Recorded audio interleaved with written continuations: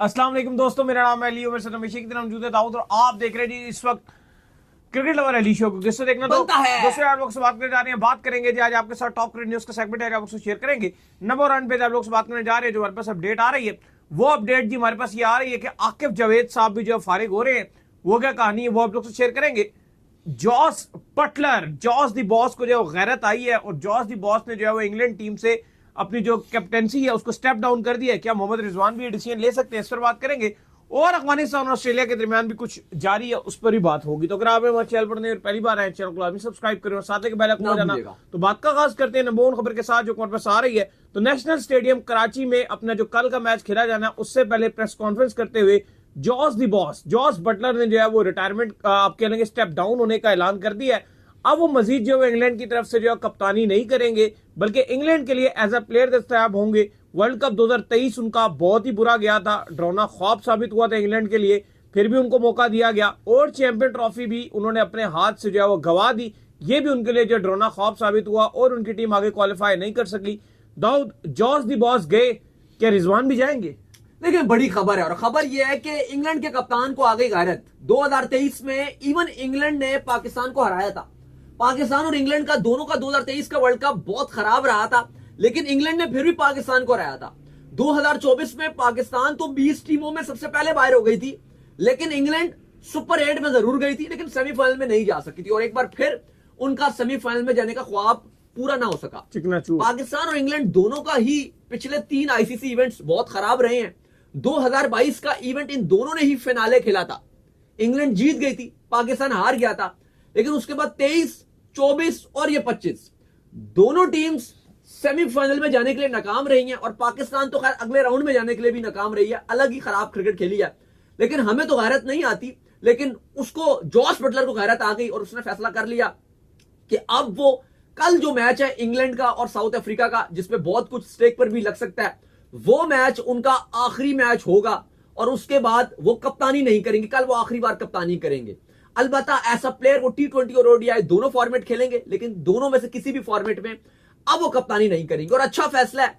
मैं बार बार ये बात कर रहा था कि बटलर की एज अ कैप्टन उनकी परफॉर्मेंस वैसे बड़ी डिप हो रही है। इवन 2025 की जब हमने स्क्वाड अनाउंस किए थे तब भी मैं बात कर रहा था कि बटलर को सोचना चाहिए था, क्योंकि 2024 के बाद इनका काम एंड होना चाहिए था, क्योंकि ये भी कप्तानी की वजह से इनकी फॉर्म भी थोड़ी सी डाउन हो जाती है। हालांकि बड़े तबाहकुन बैट्समैन है, बेहतरीन बैटिंग करते हैं, अच्छा बैटिंग पे अपना फोकस रखेंगे, ये भी एक बात है। लेकिन बहरहाल क्योंकि इंग्लैंड बहुत ही पुअर खेला ना, इंग्लैंड ने भी पीछे इंडिया का टूर किया, पूरा इंडिया का टूर में जो है इंग्लैंड को शिकस्त ना T20 जीते ना ODI जीते। फिर आप देखो इंग्लैंड सीधे से चैंपियन ट्रॉफी के अंदर आया, यहां भी इंग्लैंड जलील हो गया। तो भाई अब हमारे रिजवान साहब को भी अगर आप देख लें तो पीछे ट्राई नेशन सीरीज में भी उन्होंने जलील करा दिया, ये चैंपियन ट्रॉफी में भी उन्होंने जलील करा दिया, बांग्लादेश से भी नीचे। बिल्कुल पुअर से पुअर फॉर्म जो कंटिन्यू। क्या वो गैरत की गोली खा सकते हैं? नहीं, वो तो मुझे नहीं लगता कि गैरत खाएंगे इस टाइम, लेकिन होनी जरूर चाहिए। लेकिन पीसीबी, हमने आपको लास्ट शो में भी बताया था कि पीसीबी इन एक्शन है और दौरा न्यूजीलैंड के लिए सीनियर्स की छुट्टी होने जा रही है। चलो ये अच्छी बात है, ये खुद नहीं कर रहे, ये खुद डिसीजन नहीं ले रहे। तो देखो आपको या तो फैसला लेना पड़ता है या फिर कोई और आपका फैसला लेता है। अब चूंकि ये खुद नहीं रहे तो फिर अब पीसीबी को इनका फैसला लेना पड़ेगा। तो फिलहाल उस सीरीज के लिए तो इनको बाहर किया जा रहा है T20 और ODI के लिए, लेकिन यहां पर ऐसा कल्चर ही नहीं है। अब बाबर आजम को देख लो, कितना अरसा लगा के रखे रहे 21, 22 का Asia cup, T20 world cup, 23 का एशिया कप, 50 ओवर का वर्ल्ड कप, 24 का T20 वर्ल्ड कप। नहीं, एंड में आके पर जब उनको बिल्कुल नजर आया कि मेरे लिए खुद हटाया जा रहा है, फिर उन्होंने जाके छोड़ा। तो हमारे यहाँ कल्चर नहीं है छोड़ने का, डिफरेंट कल्चर है यहाँ पे। हाँ, यहाँ पे है कि जब तक आपको निकालोगे नहीं तो आप चिमड़े रहोगे। पुराने भी देख लो, अहमद शहजाद, उमर अकमल, वो सारे भी जो है वो अभी तक कहते थे कि हमें दोबारा खिलाओ, उनको भी जब निकाला गया तो वो गए टीम से। खैर इसके बाद जो अपडेट आ रही है जी हमारे पास, वो अपडेट जी हमारे पास ये आ रही है कि आकिब जावेद साहब की जो छुट्टी होने जा रही है, उन्होंने अपनी जो ख्वाहिश है उसका इजहार कर दिया है कि मजीद जो है वो पाकिस्तान टीम के साथ शायद काम ना करें, बल्कि वो जो है वो नीचे जाकर जो है वो काम करना चाहते हैं। लेकिन इससे पहले भी आकिब जावेद से जो बात हुई थी हमारी, जब वो प्रेस कॉन्फ्रेंस करने आए थे जहां उनसे मुलाकात भी हुई थी, तो वहां पर उनसे जो है वो यही बात आकिब जावेद से की गई थी कि भाई बताएं, ये तो आपकी लास्ट असाइनमेंट थी, तो क्या कहानी होने जा रही है? देखिए खबर ये है कि आपकी जो सिलेक्शन कमेटी है उसको पूरी की पूरी सिलेक्शन कमेटी को चैंपियंस ट्रॉफी के बाद सैक किया जा रहा है, जिसमें आपके असद शफीक भी हैं, अलीम डार भी हैं, आकिब जावेद भी हैं, अजहर अली भी हैं, इन सबको सैक किया जा रहा है। तो आकिब जावेद ने खुद फैसला कर लिया। उन्होंने कहा कि इससे बेहतर पहले कि मुझे सैक किया जाए और मेरी बेइज्जती हो, क्योंकि प्रेस कॉन्फ्रेंस में भी जब मैं और आप बैठे हुए थे, उन्होंने एक बात कही, जब मुझसे पूछा गया तो उन्होंने कहा कि भाई मैं कभी भी जॉब सीकर नहीं रहा हूं, ठीक है, अगर मुझसे फायदा उठाना है तो आप कुछ, मुझे अपॉर्चुनिटी है तो चलो मैं वहां पे कुछ फायदा दे जाऊंगा, नहीं तो मैं चला जाऊंगा। तो अब उनको भी अपनी इज्जत बचानी है और उनको लगता है कि चलो जी लाहौर कलंदर में वो दोबारा भी जा सकते हैं। लेकिन फिलहाल उन्होंने इसलिए डिसीजन लिया आकिब जावेद ने कि वो एनसीए जो नेशनल क्रिकेट एकेडमी है, वो कहती है जी मैं वहां पे काम करने, उन्होंने ख्वाहिश जाहिर की है पीसीबी के सामने कि मैं वहां पे ख्वाहिश जाहिर करता हूं काम करने की, क्योंकि जो इंटर्न कोच थे वो इनका अब मुद्दत खत्म हो गई, क्योंकि वो खाली चैंपियंस ट्रॉफी तक के लिए इनको कॉन्ट्रैक्ट दिया गया था, वो अब ऑलरेडी खत्म हो गया। पाकिस्तान का ह्यूमिलेशन से भरपूर चैंपियंस ट्रॉफी घर पर होस्ट कर रहे हैं, ह्यूमिलेशन से बुरा सफर रहा, बिल्कुल ह्यूमिलेशन से भरपूर था और वो खत्म हुआ है। पाकिस्तान आखिरी नंबर पे पाकिस्तान ने फिनिश किया, घर पर खेल रहे हैं, एक भी नहीं जीते। डिफेंस चैंपियन हम डिफेंड कर रहे थे अपना टाइटल, 2017 में हम जीते थे और इस बार ऐसा बुरा हुआ कि एक भी मैच नहीं जीते रिजवान की कप्तानी में और आकिब जावेद की कोचिंग में और इनकी सिलेक्शन में। तो आपका कोच भी अब नया आएगा, वो अब आगे जाके होगा। फिलहाल आकिब जावेद की कोच की मुद्दत भी खत्म, अब कोच भी आपने नया ढूंढना है, क्योंकि इससे पहले गैरी क्रिस्टन थे, वो भी जा चुके हैं।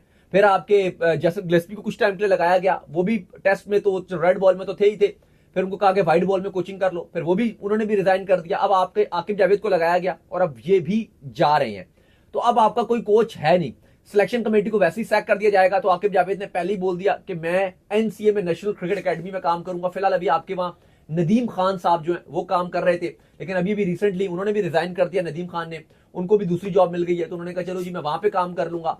तो ये बड़ी खबर है कि आकिब जावेद ने सोचा है कि मुझे खुद पीसीबी सैक करे या निकाले, तो उससे बेहतर यह है कि मैं खुद ही छोड़कर अच्छा दाऊद, क्या लगता है वैसे? देखो एक बात तो है, अगर हम पिछले कुछ अरसे में उठाकर देख ले, 4 से 5 साल जो गुजरे हैं, इसमें होता यह है कि जैसे ही टीम जो है ना वो आउट होती है किसी भी बड़े टूर्नामेंट से, तो खिलाड़ी जो है वो एक लॉबी भी करते हैं और ज्यादातर जो है वो कोच की बली दी जाती है या आपके सिलेक्टर्स की बली दी जाती है। मतलब ये खिलाड़ी जो बुरा खेलते हैं और जाके ग्राउंड्स के अंदर जिन्होंने परफॉर्म करना होता है, ये खुद किसी किस्म की परफॉर्मेंसेस नहीं दिखाते हैं। तो क्या लगता है ये चीज इंपैक्ट डाल सकती है पाकिस्तान क्रिकेट के अंदर? क्योंकि कोशिश तो हमेशा ये होनी चाहिए कि यार जो खिलाड़ी बुरा खेल रहे हैं उनको भी तो कभी तब्दील करके देखो, हमेशा कोच ही क्यों? नहीं, पॉइंट तो वैलिड और हम हमेशा ही बात करते हैं कि ठीक है कोच ही क्यों, तो चलो कोच होना भी चाहिए, लेकिन सिलेक्टर्स होने चाहिए, लेकिन उनके साथ प्लेयर्स भी।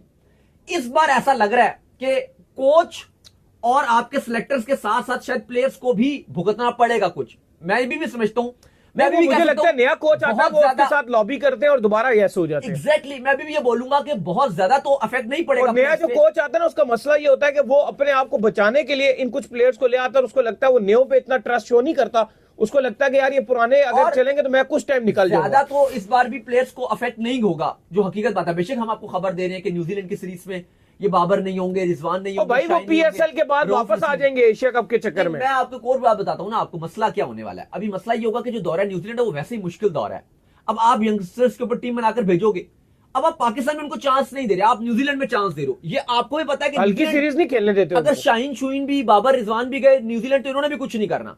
लेकिन अब फिर एक तबका ये बोलना शुरू हो जाएगा, मीडिया का जो उनके खब्बे हैं, फैंस, उनके जो जर्नलिस्ट हैं, आपके जो आपके जो प्रीमियम खिलाड़ी हैं, जो इनके बड़े करीबी जर्नलिस्ट हैं, वो एक सोशल मीडिया में और टीवी पर एक मैसेज छोड़ना शुरू हो जाएंगे, देखा जी उनको तुमने हटाया तो ये तो इससे भी ज्यादा बुरा खेल रहे हैं। शाहीन के ऊपर जो आपकी जो यंगस्टर्स मैं बात कर रहा हूं, जो आपके यंग टीम है, आपकी 3 शाहीन की टीमें थी, उनमें से अगर आप 3-3, 4-4 मेरा ये मानना है कि जो तो ये कंपेन चलाएंगे बाकायदा तौर पे कि देखो जी न्यूजीलैंड से आप हार गए। ये नहीं देखेंगे कि जो बड़ी मेन टीम भी गई थी न्यूजीलैंड, वो भी हार के आई। नहीं, सॉरी, गलत आप बयानी कर रहे हैं। न्यूजीलैंड जो मेन टीम नहीं गई थी, न्यूजीलैंड जब पाकिस्तान ट्राई नेशन सीरीज खेलने के लिए आया था तो जो मेन टीम है वो एक ही महीने में 2 बार न्यूजीलैंड से हार गई थी और पाकिस्तान के अपने होम ग्राउंड में हारी थी।